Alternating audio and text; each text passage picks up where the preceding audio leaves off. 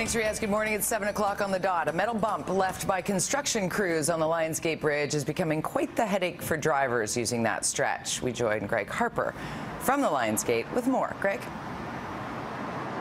Good morning, Jody. Just above the causeway here in Stanley Park, this was not a fun place to drive yesterday.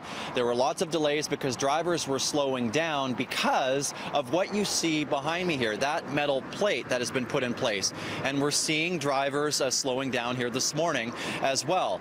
There were many that actually called into our friends at News 1130 yesterday, worried that the bump could damage vehicles. But the Ministry of Transportation says this is not the case, that drivers can drive over the metal bump at full speed safely. The metal plates, what they're doing is covering up an ongoing joint replacement for the bridge deck. They will be removed when the work is done, but that won't be for another 4 weeks at least. So this is something that drivers will have to get used to. Jody? All right. Thanks so much, Greg Harper, reporting live for us this morning from a bumpy Lionsgate Bridge. In other news, the federal Green Party is calling for a ban on supertankers on BC's coast and a moratorium on drilling for oil and gas in the Gulf of St. Lawrence. Green Party leader Elizabeth May is also saying the country needs stronger environmental assessment laws to help defend coastal communities. She made the call on the final day to file written submissions to the National Energy Board's draft conditions for the Trans Mountain Pipeline expansion project. I just signed my affidavit at the lawyers earlier this morning for presenting oral testimony, which I still intend to do despite this election call. We are 100% opposed to Kinder Morgan's project.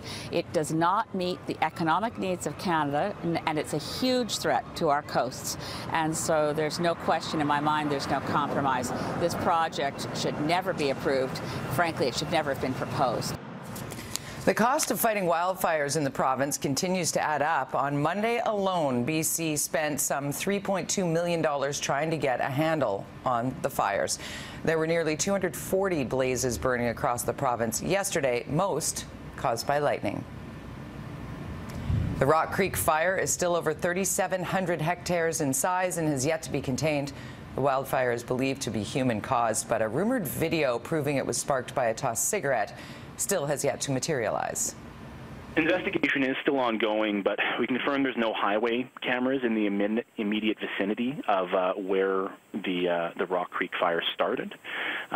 Images from the nearest webcam have been reviewed, and nothing was found to indicate a potential fire start at that location. Some possible concern for parents with kids living within the Fraser Health Authority who are heading back to class this September. Almost 1/3 of the children in the region may not be fully vaccinated. A Vancouver Sun Freedom of Information request has discovered that Burnaby, White Rock, Maple Ridge and Agassiz have immunization rates of less than 60%. Health experts say that means the rates are well below minimums needed to prevent infectious diseases from spreading. Others stress anything short of herd immunity is unacceptable. BC Coroner's Service is determined to find out why 3 patients died after leaving Abbotsford Regional Hospital. An inquest will look into the 3 deaths involving patients who were treated at the hospital for mental health issues. 2 died in April of this year. The other passed away in December of 2014. A jury will hear all the facts surrounding the deaths and will make recommendations on how to prevent similar tragedies in the future. The inquest is expected to start in May of next year.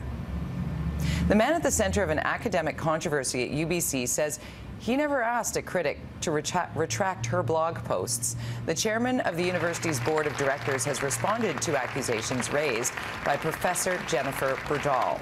John Montalbano says he did not ask her for a retraction or threaten her funding. Montalbano is urging Berdahl to file a formal grievance. Much lighter fare now. They eat our fruit, they rummage through our garbage, and now a North Vancouver family may have recorded the most unusual incident with a bear yet.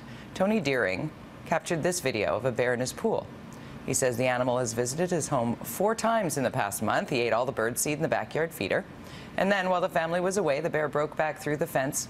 Twice, in fact, once after a makeshift repair. Deering says he doesn't want to file a report because his wife does not want this animal to be put down.